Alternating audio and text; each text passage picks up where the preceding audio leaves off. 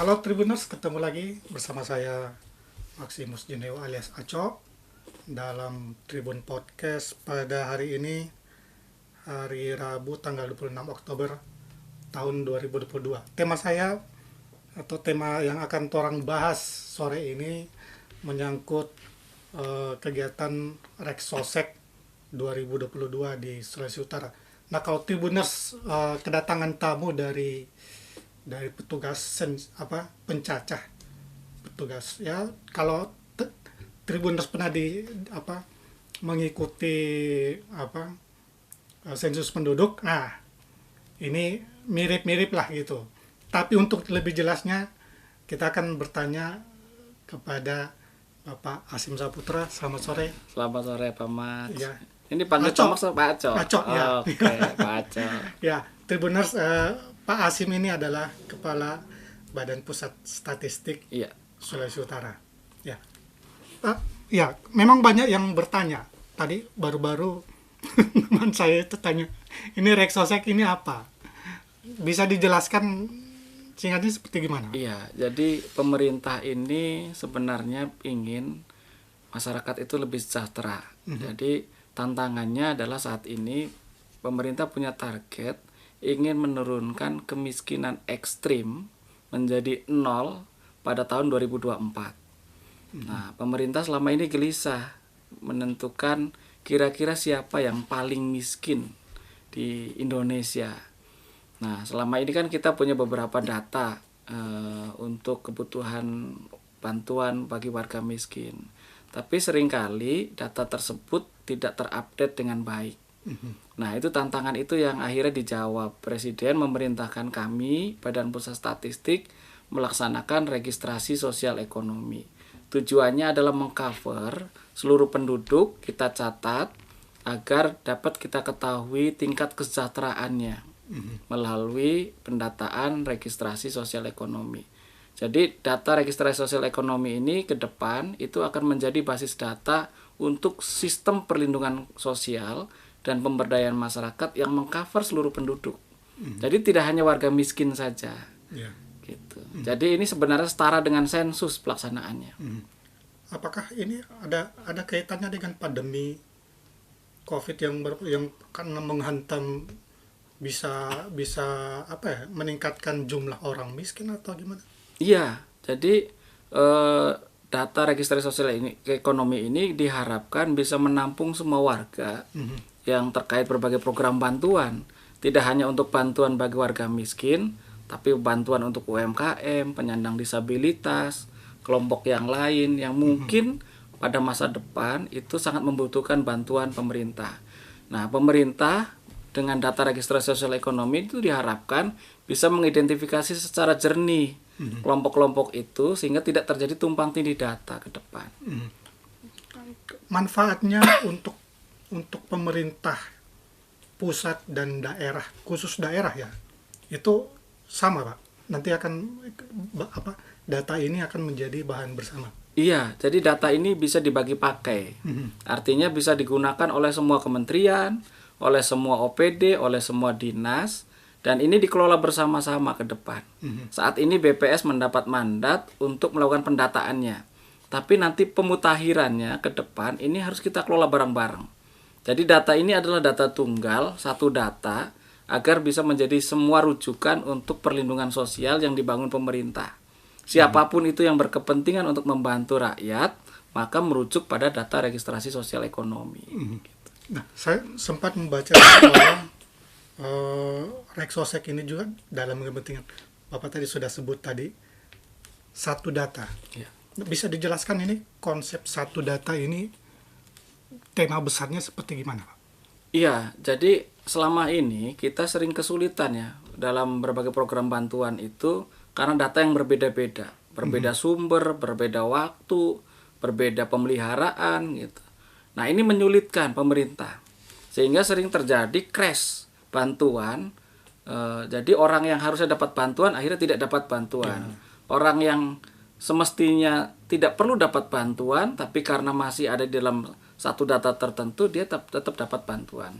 Nah, ini yang akan kita selesaikan di pendataan registrasi sosial ekonomi. Karena kita menggabungkan semua set data ini untuk berbagai kepentingan program bantuan. Jadi jelas, nanti data ini pun akan terintegrasi dengan Dukcapil karena merujuk pada NIK. Sehingga nanti tidak terjadi overlapping ataupun data ganda untuk berbagai program bantuan sosial. Nah, tahun 2020 ada sensus penduduk.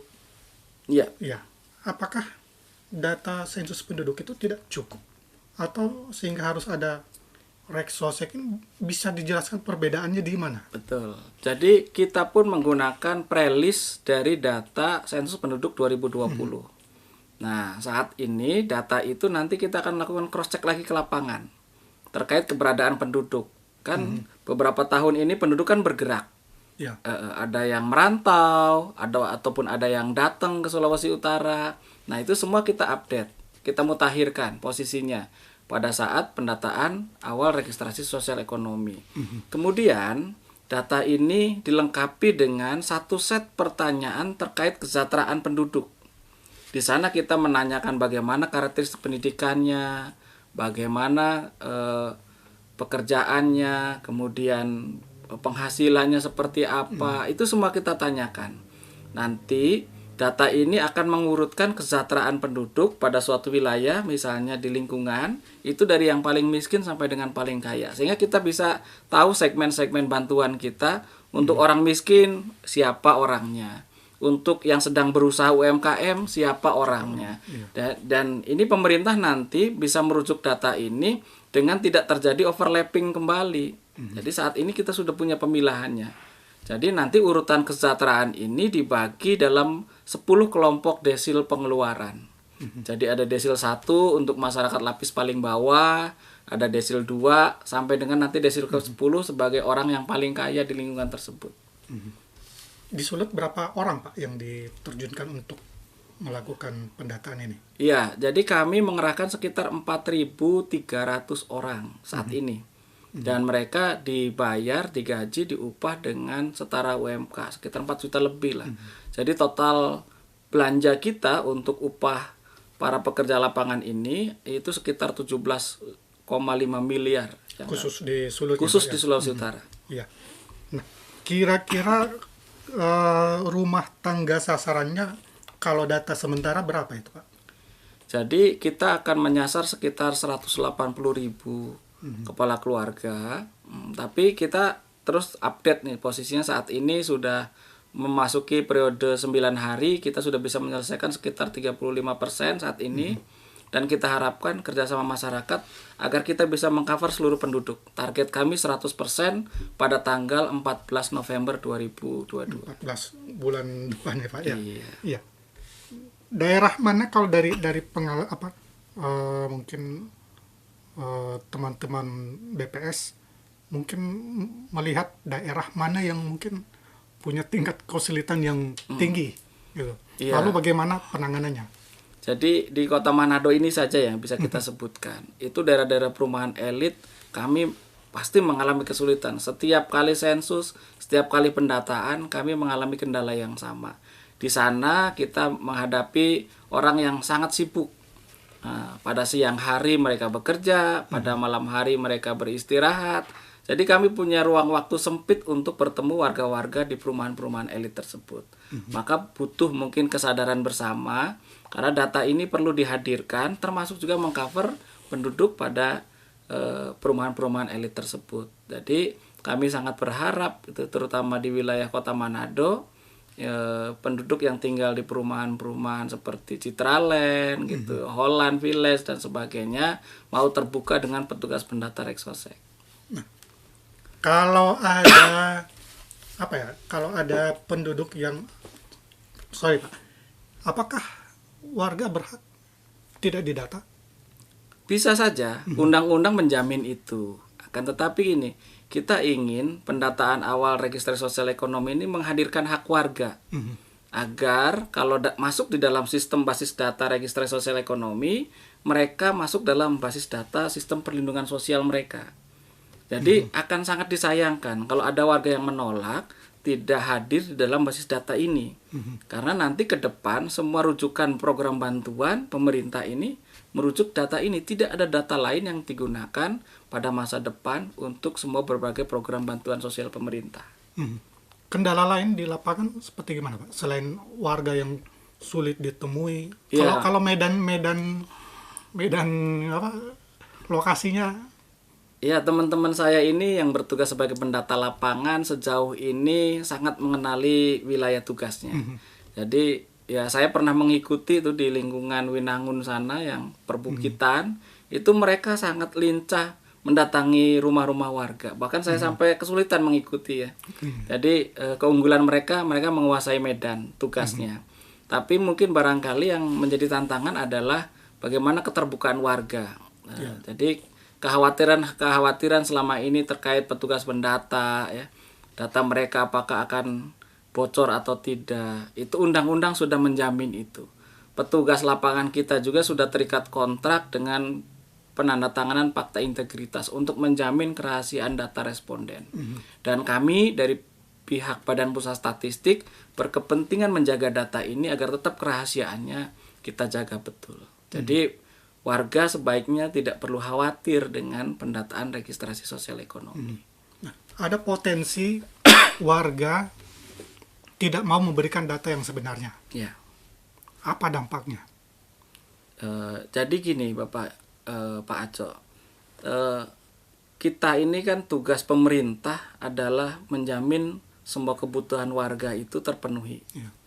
Nah, ketika ada warga yang tidak memberikan datanya, maka pemerintah tidak mengetahui karakteristik yang dibutuhkan warga.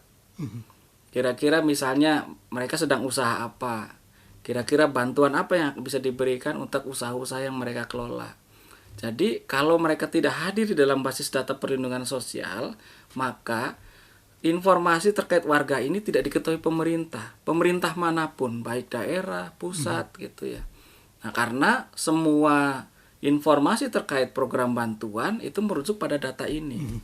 Jadi warga sebaiknya ikut memberikan data sumbangsih agar negeri ini punya database, punya basis data yang utuh, tunggal, dan dipercaya semua pihak untuk kepentingan perlindungan sosial warga. Iya. Biasanya apa ya? Bisa diminum, Pak. Silakan. Terima kasih. Terima kasih. Iya. Terima kasih. Iya. Apa ya? Ada memang apa ya? Semacam orang malu atau gimana ya, Pak ya? Malu kalau ditanya penghasilan Bapak itu berapa? Kadang kalau ditanya mungkin dia agak mau merahasiakan atau mungkin aduh kalau saya sebut lebih tinggi nanti itu yang takut mungkin, jadi target iya, pajak misalnya. Ya. Kira-kira ya gitu. Apa kira-kira hasil ketika warga tidak mau jujur gitu. Iya. Jadi yang perlu dipahami masyarakat, data statistik itu imparsial, Pak. Artinya tidak memihak manapun. Jadi data statistik dihadirkan untuk memberi jalan bagi pemerintah sebagai lilin penerang agar pemerintah bisa mengambil kebijakan-kebijakan strategis yang sesuai dengan kebutuhan masyarakat. Jadi kalau masyarakat tidak memberikan informasi secara benar, maka pemerintah akan tersesat gitu. Karena data ini menjadi rujukan, data ini menjadi perhatian pemerintah. Ketika pemerintah mau mengambil kebijakan strategis berdasarkan data ini, kalau informasinya tidak akurat, tentu akan jadi melenceng. Mestinya bantuan jatuh ke kelurahan A, karena disebut dia tinggal di kelurahan B padahal sebenarnya di A, maka jatuhnya jadi di B. Itu jadi persoalan ke depan. Maka kami butuh kejujuran masyarakat juga untuk menyampaikan informasi yang apa adanya. Apakah ada upaya verifikasi terhadap data-data yang dikaburkan semacam begitu? Ya, petugas kami sudah dilatih untuk melakukan teknik namanya probing, menggali informasi. Jadi dengan cara ngobrol seperti ini, masyarakat menyampaikan, kemudian kita akan melakukan pendalaman. Kira-kira yang disampaikan ini jujur atau tidak. Jadi ada proses yang kami lakukan. Kemudian yang berikutnya, kami juga melakukan cross check dengan data yang kami punya. Apakah memang beliau menyampaikan informasi apa adanya, atau mungkin ada perubahan-perubahan di dalam keluarganya. Jadi itu juga kami lakukan proses verifikasi. Nah, saya mungkin bertanya kepada Pak Asim. Pak Asim sendiri didata enggak? Akan Saya didata oleh atau didata teman sendiri atau mendata diri sendiri? Saya sudah didata oleh petugas PPL Reksosek di Kelurahan Winangun. Oh, berarti harus petugas lapangan yang Betul. mendata ya? Oh ya. Selanjutnya, ketika data ini sudah terkumpul di tingkat BPS, bagaimana selanjutnya, Pak? Iya, Apakah ada tahapan selanjutnya untuk mengolah data? iya.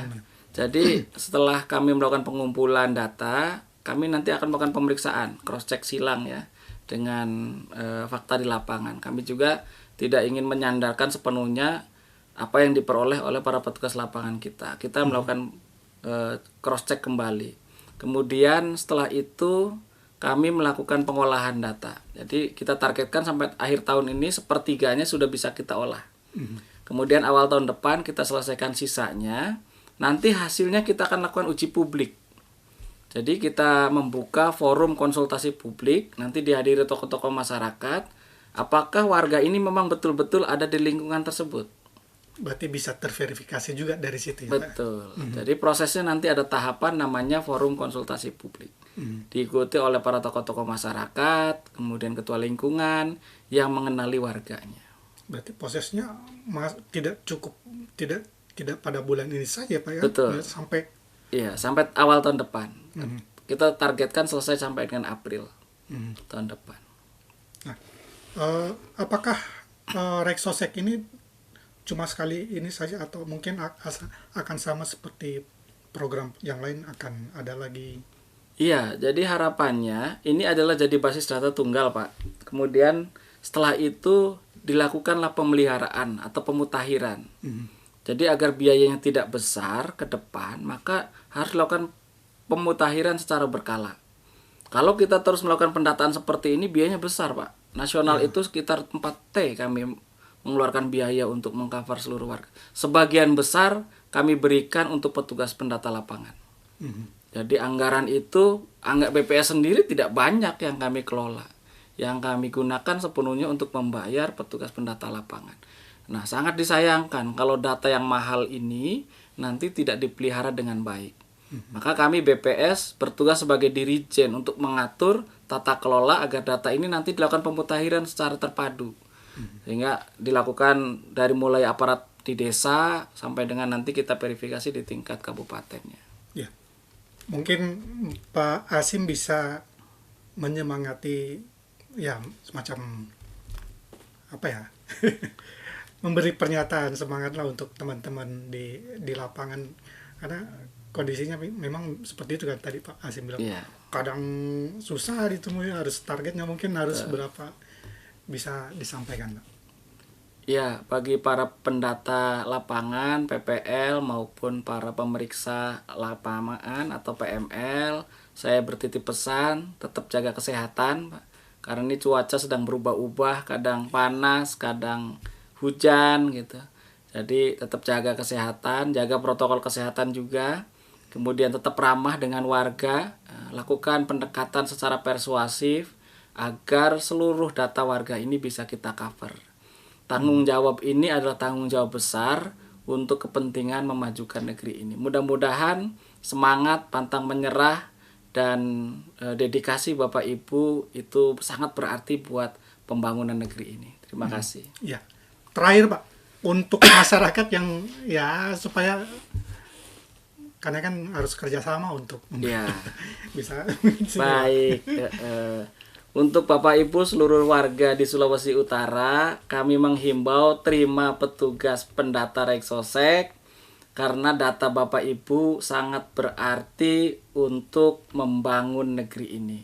Jadi mudah-mudahan dengan kerjasama yang baik dari Bapak Ibu semua, seluruh warga di Sulawesi Utara, kita bisa membangun Sulawesi Utara untuk lebih maju dan sejahtera lagi. Terima kasih. Ya, terima kasih banyak Pak Asim. Sama-sama. Singkat tapi Pak sangat memberi pengetahuan lebih membangun semangat, karena saya baru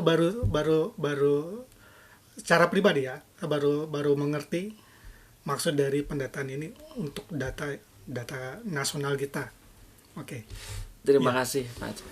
Demikian Tribuners, perbincangan saya dengan Pak Azim Saputra, Kepala Badan Pusat Statistik Sulawesi Utara. Kita berharap seperti Pak Azim katakan tadi, penduduk atau warga mau memberi diri bekerja sama dengan petugas lapangan yang mau mendata demi negara kita. Nah, terima kasih, kita akan ketemu lagi di lain dan waktu yang berbeda.